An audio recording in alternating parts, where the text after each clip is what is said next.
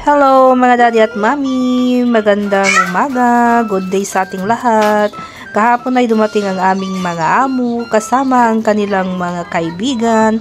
Bale, 8 sila mga daddy at mommy at kami ay nagpa-dinner. At ang dinner nila ay verduras or vegetables tapos fish naman. Yun lang ang kanilang kinain at ang kanilang dessert or postre ay pera albino. Kaya panoorin natin mga daddy at mommy.